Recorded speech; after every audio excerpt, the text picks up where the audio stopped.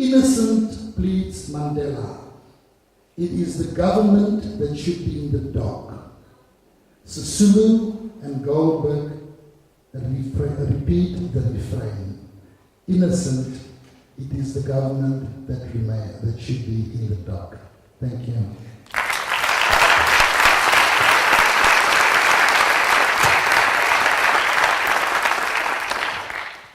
A poem by Dennis. Burnt out alone. Burnt out alone, I lie, eat, sleep, body needs calls, all within four walls. Months, years pass slowly. When days seem long, always the same. Nothing done, nothing achieved. Thoughts focus only on oneself behind walls. Far off, carried softly on the night wind, a clock strikes the hour. In the morning, the town rumbles. There, outside walls, people live their lives. Factory sirens call their workers. Diesel locomotives shunt and couplings clatter. Cars hoot and machines drone. Their beat, even muffled by the walls, saves me from doubts. But it isn't easy for thoughts to fly when body and mind are in a storm. But on the rising winds, my thoughts become sharp and focused. Take wing, take the right attitude, fly, clear, over walls, meet the light, striving, joining in the contradictions of life out there, to build anew and to turn my defeat into victory. Thank you.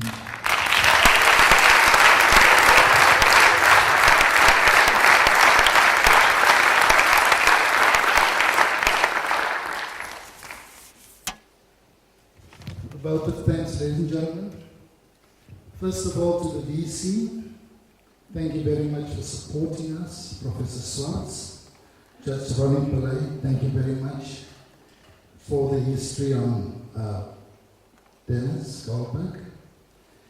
The partners in crime, Ellen from Canrad, Ellen Zinn, Michael Berry from Department of Arts and Culture, myself from the library, Monday, Wani, thank you very much for the play. Thank you. Everyone made this night possibility. The publishers from Dennis Goldberg who are here in the foyer outside, thank you very much. The caterers, we want to thank you. The library staff for the exhibition, please go and visit. If you buy the book on the one side, visit the library's exhibition on the other side.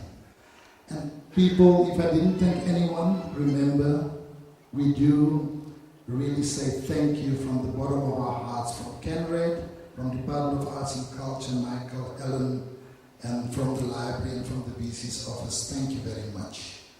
I want to call on the VC now to hand over a token of appreciation to Dennis that we have right here in front. It's a gift from the university. Thank you also to Peter Swart from marketing, also another partner in crime. Is Peter around here? Or any of the staff from corporate communications? I saw Rosalind here earlier on. Thank you very, very much.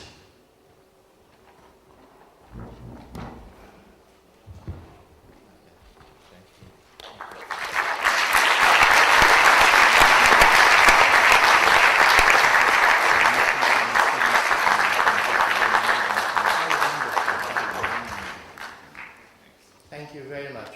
Thank you. Thank you, Professor Swartz. Thank you very, very much. Ladies and gentlemen, I meet Dennis on stage. If there's a question and answer time, you're not off the hook. The first time I met Dennis was a few years ago at UNISA when I was Director of Customer Services, and he donated his archives to the UNISA library, and we had lunch together. And then I could share with him that in 1964, when Rivonia was on, I was in grade 2, And I read the book in 1975, but they tell me it's all lies in there. Thank you. Any questions? We've got a mic here, Michael, and Alan will help, and then Dennis can answer your questions. Dennis said he will stand up here. Any questions? I must tell you that I can't read this poem as well as it was read tonight. And it's one out of my great collection of poetry. In 77 years, I've written 3 poems.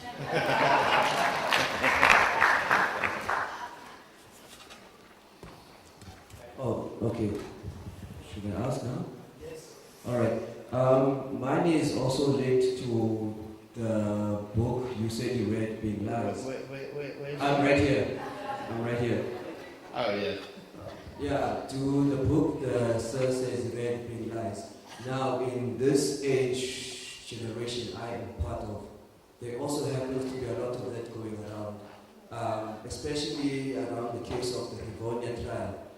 Because there is a theory out there that says that the RivoniaTrial was a mask that was put on through negotiations between the accused and the government so that they could have an easy escape out while other fighters were handled the way they were. I mean, the theory goes to a certain extent of how Mandela is part of the plot to assassinate Chrysan. You know, there's a package like that, an information package that goes around like that. I'm sorry. I'm sorry. It's the first time I hear such utter nonsense.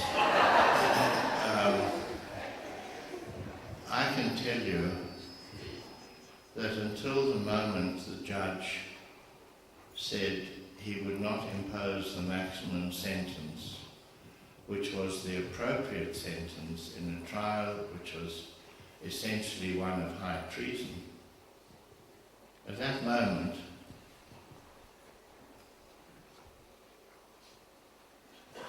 for the first time, we thought maybe he's not going to hang us all. And by the time he'd finished saying the sentence for each of the accused is life imprisonment on each of the charges on which they'd been found guilty, we smiled and then we laughed.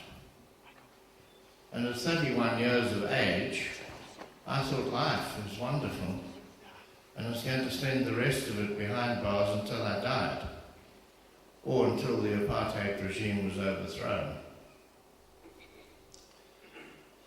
I know of no sense amongst any of my comrades that we were not going to be hanged. In fact, Gov and Ray and others, I was in the white part of the prison, they'd had a discussion.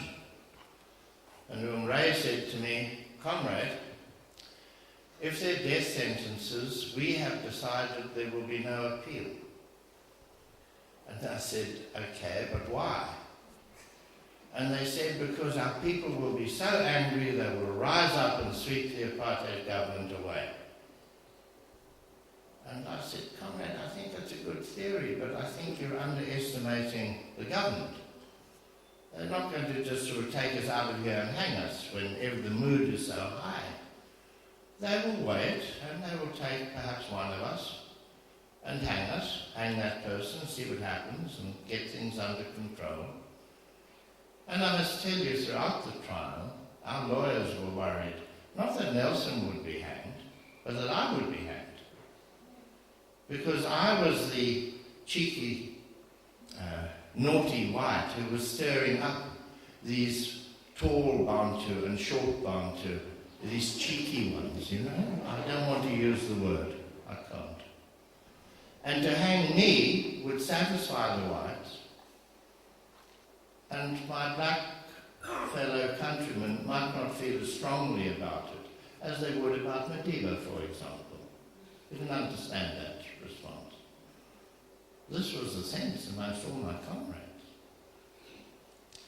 So to know that we worried for nothing, Oh, what a pity. I wish we'd known. We wouldn't have been anxious and our families wouldn't have been anxious. The idea that Nelson Mandela plotted, or somehow people around him plotted the murder of Chris Hani, is such utter impossibility. You know, Chris Hani, you'd have to say that because Chris Hani was elected to the national executive of the ANC with the highest number of votes, therefore he made enemies. Chris Hani, as General Secretary of the Communist Party, said he would not accept a position in cabinet because he didn't want to be put into a position of having to choose between Communist Party line and ANC line. And holding high office was not his purpose in life. His purpose in life was the freedom of our people. Not just from national oppression, but from class oppression as well. So, why should anybody in the ANC want to murder him? And in fact, the murder of Chris Hani resulted in such outrage amongst our people that the apartheid government was forced to set a date for the elections. They were stalling and holding off and letting their, vigilantes, the death squads, the flood class, murderers, loose on our people. So, I'm sorry, you know, this conspiracy theory, people who are idle and don't hold office and are resentful because others hold office create conspiracy theories. I'm not saying they aren't cliques,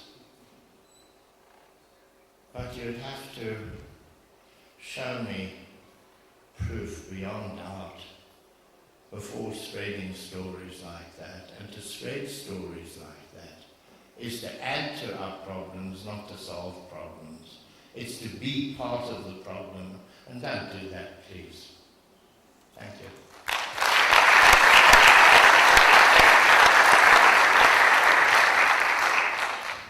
Well, good evening, Mr. Gold. Where are you? I'm over here. Yes, thank you. Mine is a comment and a question. Yeah. The first is a comment is that it's great to see that history is being written and relived by people such as yourselves. We certainly welcome such, and I'm sure you'll make a great read. But my question is, it's a question I've had. It's been a burning question for me for a while.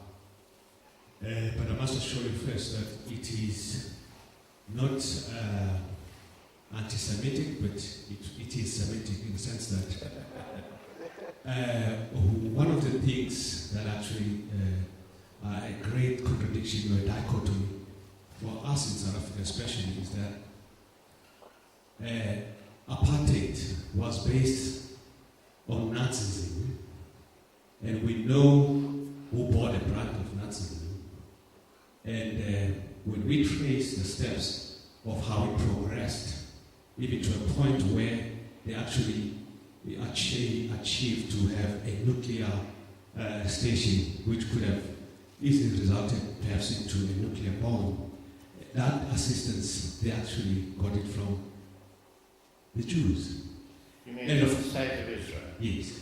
Now what is interesting is that, of course, you are of Jewish descent yourself, and for me that has been the great dichotomy. Why would people who have suffered such gruesome fascism, Nazism, and all that goes with it would actually support something that actually is repugnant, as apartheid proved to be, and which actually made me think that when Frantz Fanon wrote The Wretched of the Earth, he probably was actually talking about us. I knew it was talking about us, but I was thinking, I would easily, I suppose from my naive perspective as a human being, would be that I would actually identify with the people who somewhat have gone through the same route.